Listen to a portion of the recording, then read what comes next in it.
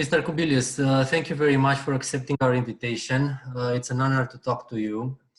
I will just give a brief intro to our topic today, and then we can dive right into the questions.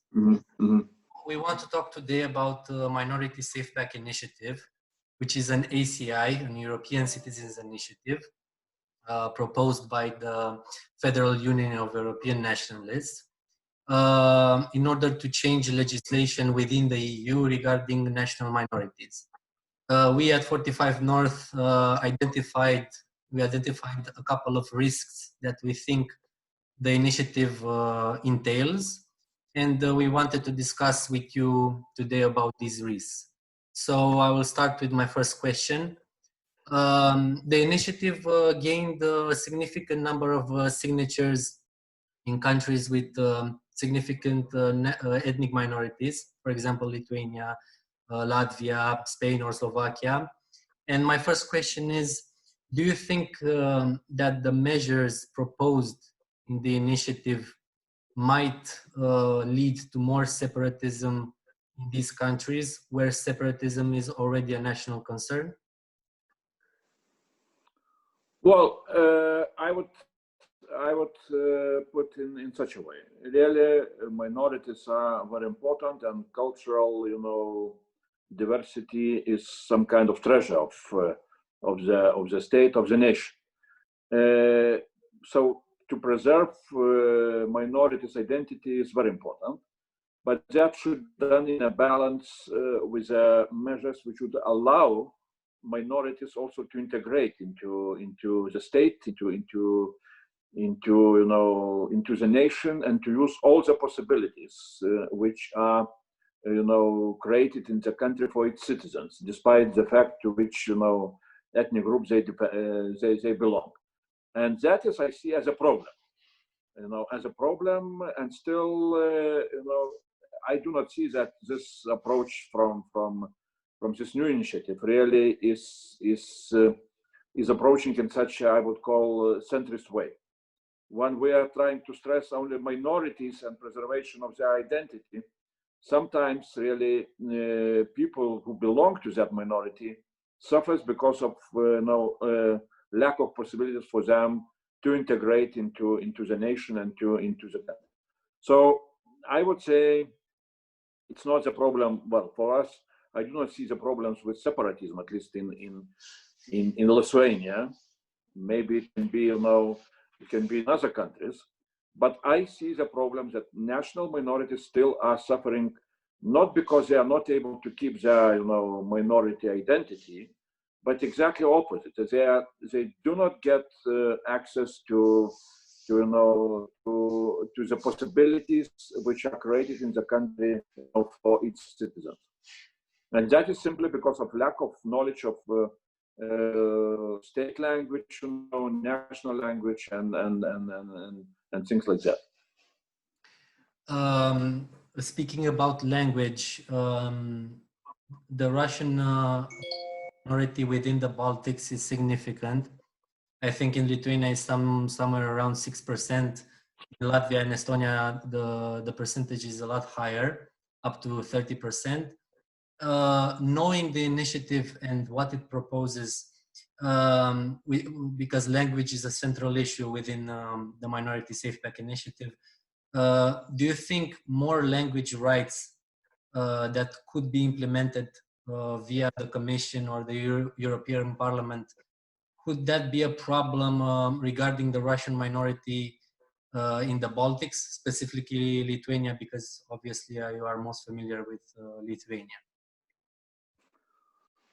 Well, it depends on what does it mean, because unfortunately, for time being, what we can hear from those who are trying to defend so-called Russian minority rights, they consider that knowledge of state language for their kids, like Russian kids living in Lithuania, and their better knowledge of Lithuanian language is in some way, destroys their knowledge of Russian language, which is for me, it's I do not agree with such a position. But I think that the knowledge of all the languages, as many languages you have better conditions. If you know Russian language as your mother tongue, if you know Lithuanian language as your state language, if you know English, German, French, as foreign languages, that is benefit for you. But how to make it how to educate kids, how to create conditions for them to learn both their ethnic language and, for example, state language. That is a question, and that is where discussion is sometimes not very rational, because if you are saying that okay, let's have more of Lithuanian language lessons in Russian schools, Russian speaking schools, they are starting to make very critical statements that is diminishing possibilities for kids to learn Russian language. So those are very practical problems. Mm-hmm. And unfortunately, I do not see that those who belong to Russian minorities or some other minorities, that they are looking into those issues in a more rational way. And that is where EU should be, maybe of some kind of resistance. Because when we're talking about minority package, we need to see not only how to help minorities to preserve their language, their cultural identity, but also on another side, how to assist their kids really to learn in a proper way state language. Not to have minorities living in some kind of closed ghetto of their language, cultural identity, but to allow kids and grown-ups really to use all the opportunities which state is creating for their citizens. That is where EU should come in, and to offer, and EU should. I would look if EU would be able to create better conditions to have this compromise, or I don't know, joint solution. To be fair, the initiative has some interesting proposals. For example, the establishment of a Language Diversity Institute, which I think would be a very good idea. Or, for example, to increase funding in studying how ethnic diversity contributes to economic and social development. So some of the proposals are quite fair and meaningful. But because we were speaking about the Russians, it's no secret many geopolitical think tanks, analysts, and so forth have recognized the fact that the Kremlin weaponizes ethnic minorities, especially, obviously, Russian minorities, within the EU and NATO borders to serve their specific purposes within that member state. So my question is, do you think that if the Minority SafePack Initiative is implemented into law by the Commission, could this serve Moscow's strategic interests in the Baltics again, for example, or in other countries, by making it easier for them to use those minorities to serve their strategic purposes? Well, I agree absolutely. That there are some ideas which are very good, like this language diversity center or whatever. I don't remember how it's called. It's very good, to create some kind of institution arrangement, institute to look into how to assist minorities to keep their language and cultural identity. It's absolutely good idea. Now, what does it mean? Again, I am coming back to Minority SafePack. It's very clear that in Kremlin they have very simple strategy, near-broad strategy, and so-called soft power strategy, where they are speaking in a way that their compatriots, so-called Russian minorities living in the Baltic states, especially, should be used for their geopolitical purpose. That is what Kremlin speaks in an open way, nothing. I don't know if minorities who are living in our countries, you know, if they are very happy to be used in such, you know. But that does not make us, you know,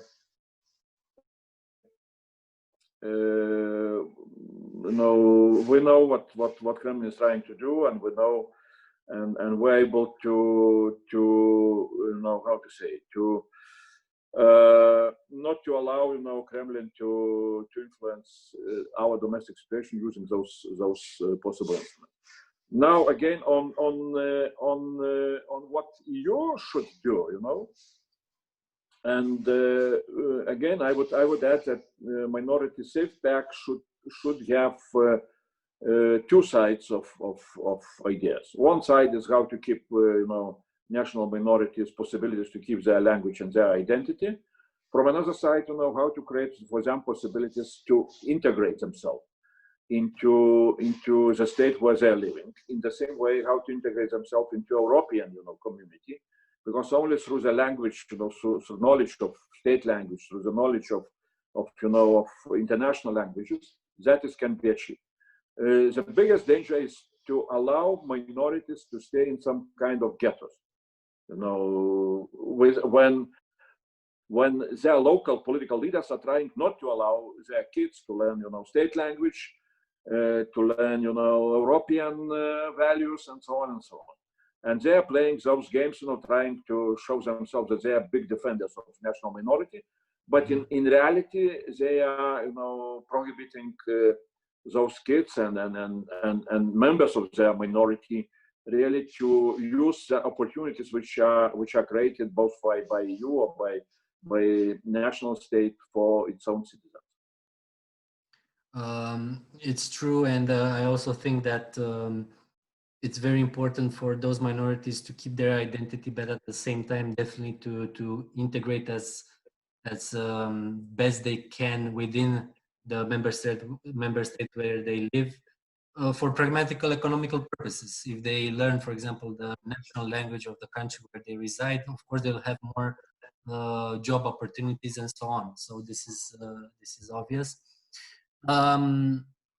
It's also not a secret that Minority SafePack is mainly funded by the Fidesz government, the Hungarian government. It is an initiative that is being promoted within the European Parliament by Mr. Loran Vince, and it's heavily sustained by the Hungarian government and by the Fidesz political party. And we saw recently what Mr. Orban did with the European funds and his veto, and there's a long history of blatantly disregarding EU values, close ties, some say unnatural ties to Russia, and a general stream of liberalism. And my question is, do you think that this particular ECI, the Minority SafePack, is used as a political tool by Fidesz and by Mr. Orban to gain political influence, or to gain more political influence with the ethnic minorities around Hungary, and less as an instrument to promote the rights of minorities? Well, you know, I don't want to speak too much about, you know, Orban and Fidesz. You know, I have my own opinion, but it's quite a typical, you know, behavior, which we can see at least maybe in a smaller you know, amount, but in different countries, especially in Central Europe, in Central and Eastern Europe, you know, which shows that still we were not able to overcome all the sometimes very tragic changes which had happened in our region, you know, during the 20th century. Some countries lost quite big parts of territories, you know, and also, you know, there people are living now, you know, in different you know, neighboring countries. So really, you know, I would not call it some kind of, you know, post-imperial problem, but in some way that is quite a common problem, and which creates sometimes really big geopolitical troubles. For example, when Hungary is fighting, with Ukraine again on education and so on, and is using its own power because Hungary is a member of EU and NATO, and proclaims that Hungary will stop or will veto any kind of steps forward for Ukraine. I think it's really a very big mistake from Hungary side.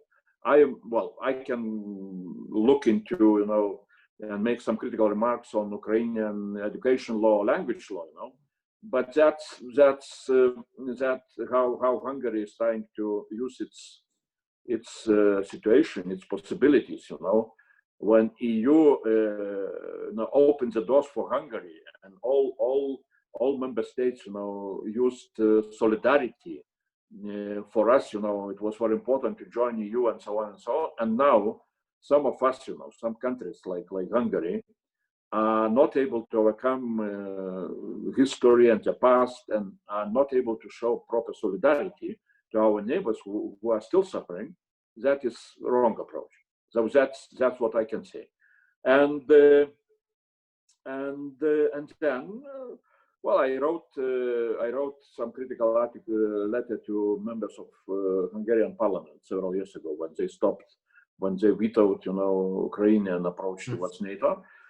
I looked a little bit into the situation in Hungary itself. They are proclaiming that they are very, very good in defending all the minorities which are living also in Hungary of today. But when I looked, I understood that despite the fact that theoretically in the law they wrote that kids can learn all the different languages, like, I don't know, Ukrainian or Romanian or whatever, in Hungary, but there are 0 schools which are providing such a service. So theoretically, yes, but as I explained, historical development in Hungary was such that there is no request for such schools anymore, despite the fact that there are minorities. So it's not a very, very, how to say, it's not a very honorable approach, I would say. So of course, Hungary during the 20th century suffered quite a lot. Quite many Hungarians of Hungarian origin, they are living in different countries, but in the different neighboring countries. But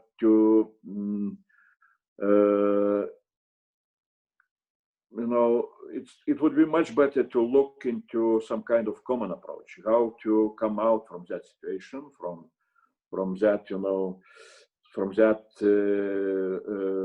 20th century, development, but not to try to use, all that situation for some kind of your own political benefits and things like that. So, unfortunately, still that is not the case, and that is why I was proposing that in Central Europe maybe we can have some kind of our own minority, package where we would sit down around the table and we would try to find a way how to resolve those historical heritage issues. On one side, minorities.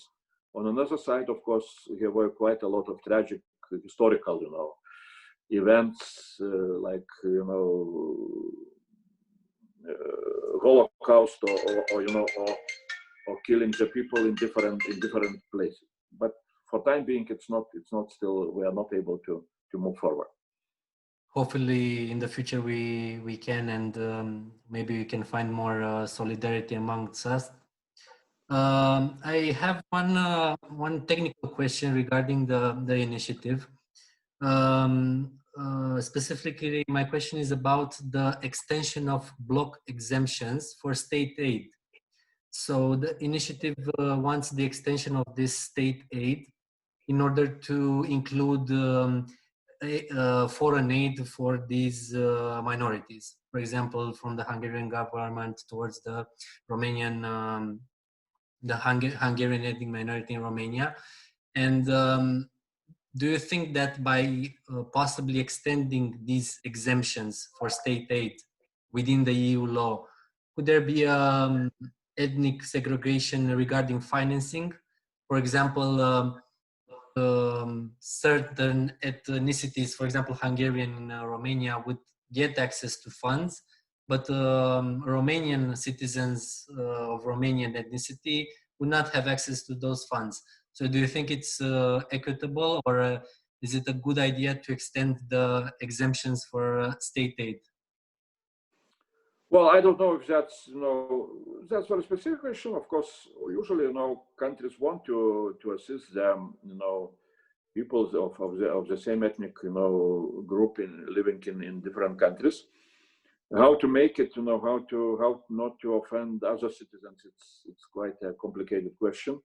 But for time being, at least what I see in the resolution, which is going to be discussed in European Parliament, I do not see, and the resolution on exactly minority SafePack, I do not see some of those very specific, proposals. So it's not. Maybe it's in a minority SafePack, but not in the resolution itself. Okay. Another proposal by the initiative is regarding audiovisual content. Namely, their proposal is to reject any kind of restriction of audiovisual content. And one of the risks that we thought about with this proposal is that how can this proposal be matched with the fact that some governments, and I am referring here to the Fidesz government, are not shy in propagating fake news, which is not a statement that I am making necessarily, but it is detailed in many analyses by experts. So because we do not have an equivalent for the BBC in England, like an European broadcasting service that could regulate the market and watch over the propagation of fake news, do you think it would be a good idea to eliminate any kind of restriction regarding audiovisual content? Well, it's again, it's quite a complicated question. Of course, especially when we're talking about Hungary, where Viktor Orban from time to time is attacking, media freedom as Soros instrument, So, so that's not very fair, I would say. Second point I would say that media should be regulated by some common approach. And for example, we are fighting against Kremlin propaganda, which is coming through television into Lithuania. And from time to time, we are simply cutting some TV, channels because of, as we see, disinformation and propaganda. Mm-hmm. So somebody can start to fight. Well, you are closing, Russian-speaking channels. But if that is propaganda, if that is, disinformation, so it does not depend on what language is, used for that, for those, offenses against our citizens. And opposite, for example, we decided that, our citizens who are speaking Polish language and who are living close to Vilnius region, they are suffering, not getting, and they are covered quite heavily by Belarusian TV, by Lukashenko TV, and they are watching much more of Kremlin propaganda than Lithuanian TV. So what we did, we asked, and we made an agreement with Polish TV, channels, and we started to broadcast some of them into this region, specifically giving those Polish minority people, possibility to see not only Kremlin, propaganda, but to have access to Polish TV.